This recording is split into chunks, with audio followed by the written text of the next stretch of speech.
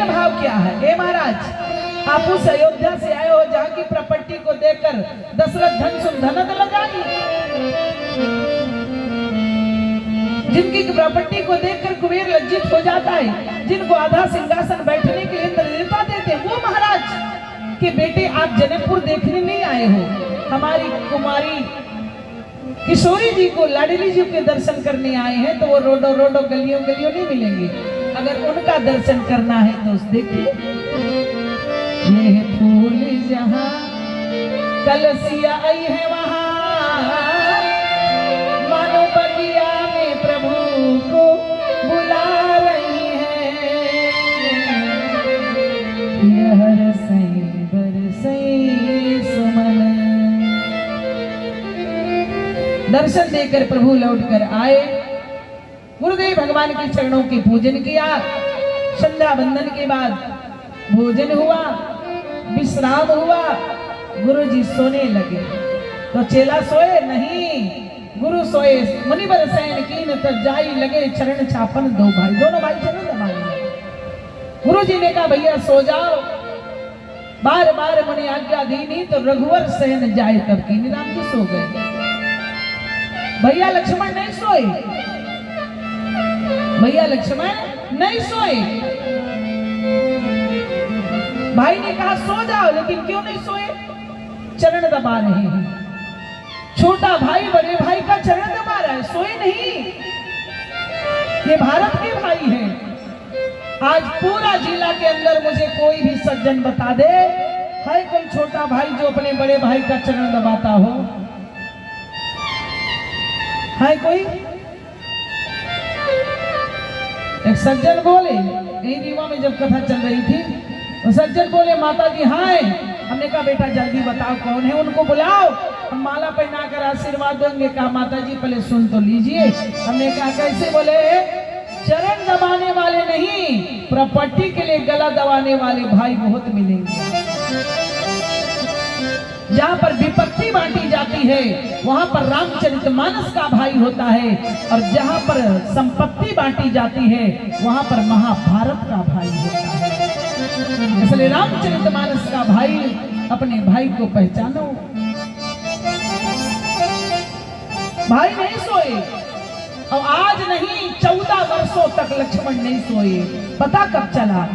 जब लौट करके अयोध्या आए, राज तिलक के बाद अयोध्या के प्रजाओं ने पूछा प्रभु पेपर में निकला था, हम लोगों ने पढ़ा कि इंद्रजीत का वध लक्ष्मण ने किया है, क्या सत्य है? प्रभु ने कहा सत्य है। तो इंद्रजीत को तो आशीर्वाद था कि उसे वही मार सकता है जो 80 व्रत का पालन किया हो, और 80 व्रत का पालन वही कर सकता है जो 12 वर्षों तक नारी निद्रा और भोजन का परित्याग किया हो। क्या लक्ष्मण ने किया? प्रभु ने कहा हाँ लक्ष्मण ने किया। 12 नहीं 14 वर्षों तक किया, लेकिन नारी और निद्रा का त्याग किया। फलहार तो लक्ष्मण रोज लेते थे। देवी मांडवी ने कहा ना ना प्रभु, 14 वर्षों का आपका दिया हुआ फलहार का दोना मैं अयोध्या में सुरक्षित रखी हूँ। प्रभु ने कहा देवी मैंने तो फलहार लक्ष्मण को वन में दिया, अयोध्या फलहार कैसे पहुंचा? भैया लक्ष्मण ने कहा प्रभु क्षमा कीजिए, मर्यादा छोड़कर आपसे बात कर रहा हूं, कृपा करिए। आपको पता है प्रभु, जब अयोध्या से हमारा वनवास हो रहा था, माँ से आज्ञा लेकर देखा उर्मिला अपनी देवड़ी पर खड़ी थी। मैंने कहा उर्मिला विदा करो। उर्मिला अंदर चली गई। मुझे लगा कि उर्मिला ने विदा दे दिया, लेकिन जब अयोध्या के राजमहल से हम लोग निकल रहे थे, दौड़ती हुई उर्मिला की दासी आई। छोटे ठाकुर तुम तो चले आए, तुम्हारे विजय माल के लिए माला लेकर, तुम्हारे मंगल तिलक के लिए चंदन लेकर, तुम्हारी मंगल आरती के लिए दीपक लेकर देवी उर्मिला आई, तुम चले आए। उर्मिला दुखी होकर देवड़ी पर खड़ी होकर प्रतिज्ञा कर लिया, कोई बात नहीं, मेरे पति चले गए अपने स्वामी की सेवा में, कोई बात नहीं। 14 वर्षों तक उनकी आने की प्रतीक्षा में सकुशल, जब तक अपने स्वामी और स्वामिनी के साथ सकुशल अयोध्या लौट कर नहीं आएंगे, तब तक उनकी चरणों के दासी इसी देवड़ी पर खड़े हुए आज से अन्न त्याग कर 14 वर्षों तक अखंड दीपक जलाकर इसी देवड़ी में खड़ी होकर मंगल कामना करती रहूंगी। 14 वर्षों तक 14 वर्षों तक प्रतिज्ञा कर लिया। प्रभु उर्मिला ने, दासी ने बताया कुछ कर नहीं सकता था, लेकिन पहला दोना जब फलहार का आया तो बाणों के द्वारा मैंने अयोध्या भेज दिया। शायद आपका प्रसाद मानकर उर्मिला स्वीकार कर लेगी। देवी मांडवी ने कहा, प्रभु आपका दोना तो मिला छोटे ठाकुर, लेकिन उर्मिला और व्यथित हो गई। मैं राजमहल में रहकर फलहार करूंगी, मेरे स्वामी बन बन भटक कर फलहार भी त्याग दिए। मैं उनके चरणों की दासी राजमहल में रहकर फलहार नहीं कर सकती। केवल इतनी कृपा पर मैं जी सकती हूँ। इतना कहकर फलहार को प्रणाम कर मुझे दे दिया। 14 वर्षों का दोना मैं सुरक्षित रखी हूँ। आपकी आज्ञा हो तो राज दरबार में लाया जाए। प्रभु ने कहा, आज्ञा है। सिपाहियों ने लाकर जब दोना की गिनती लगाई तो 7 दोना कम था। सिपाहियों ने कहा, प्रभु इसमें 7 दोना कम है। प्रभु श्री राम ने लक्ष्मण को बुलाकर पूछा, लक्ष्मण क्या 7 दिन तुमने फलहार किया था? भैया लक्ष्मण ने कहा, नहीं प्रभु, न 7 दिन मैंने फलहार किया, न 7 दिन आपने फलहार किया। कैसे? का पहला दिन वो था जब अयोध्या से वनवास हुआ। उस दिन हमारी अपनी बात छोड़िए, जीव जंतु कोई भी अयोध्या में एक बूंद पानी नहीं पिए। न आपने फलहार किया, न मुझे दिया। दूसरा दिन वो था जब चित्रकूट धाम में पिताजी की मृत्यु का समाचार मिला। व्रत निरंबत दिन प्रभु कीन्हा, मुनि कहे जल काहू में लीन्हा। किसी ने एक बूंद जल नहीं लिया। तीसरा दिन वो था जब मुझे मेरी माता सीता का हरण हुआ था। न उस दिन आपने फलहार किया, न मैंने किया। चौथा दिन वो था जब मुझे शक्ति मार लगी थी। मैं तो मूर्छित था, और जब मैं मूर्छित था तो आप फलहार नहीं किए होंगे। 4 दिन हुआ, और 3 दिन समुद्र तट पर आपने अनशन किया था। विनयन मानत जलधि जड़ गए 3 दिन बीत, बोले राम सको पतवा, भय बिनु होयन प्रीत, भय बिनु होयन प्रीत। वो 7 दिन न आपने फलहार किया, न मैंने किया। प्रभु उठकर लक्ष्मण को हृदय से लगाने लगे। भैया भरत ने कहा, ना ना प्रभु, आपने दुनिया वालों के सामने ऐलान किया था कि भरत जैसा भाई दूसरा नहीं हो सकता, यही कहा था आपने। लेकिन आज भरत सीना ठोक करके अपने भाई का परिचय देगा कि भरत जैसा भाई नहीं, भरत से भी आगे कोई भाई है। मैं बताऊंगा दुनिया वालों को। बोले लाल न जो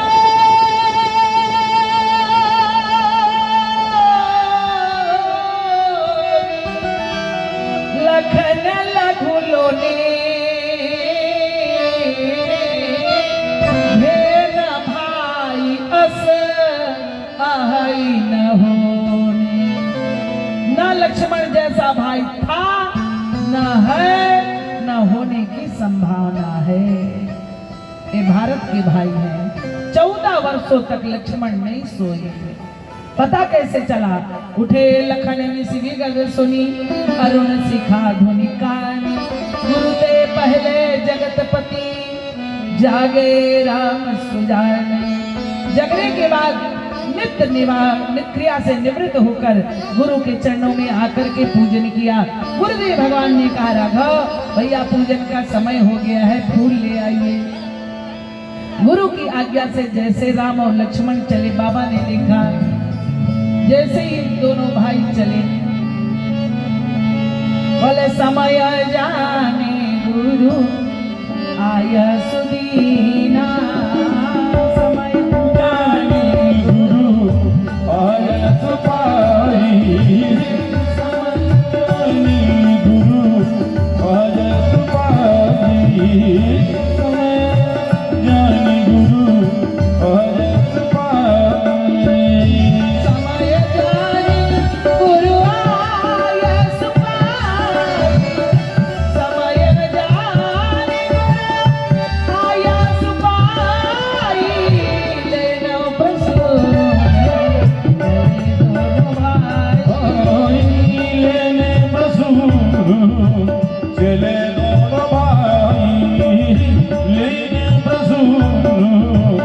चले दोनों भाई।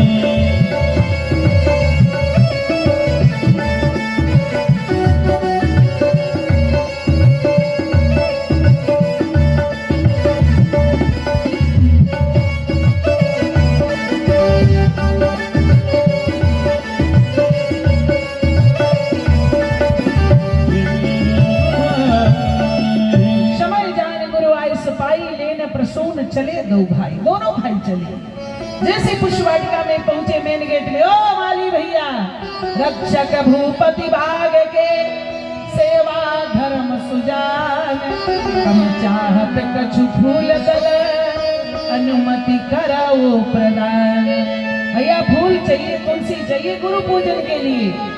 मालिनियों ने कहा महाराज आपको किसने भेजा फूल लेने के लिए? उनको दया नहीं आई। बोले क्या बात, क्या हो गया? महाराज रघुराज सिंह का लिए लिखा हुआ पद, तुम श्यामल गौरे सुनो दौलाल आए कहाँ से उरायन में, मिथिलेश की वाटिका में बिहरो हियरो हरिहेरी सुहायन में, इति कौन पठाया दया नहीं लाया, सुफूलन तोरो उपायन में, रघुराज कहूँ गड़ जई है लला,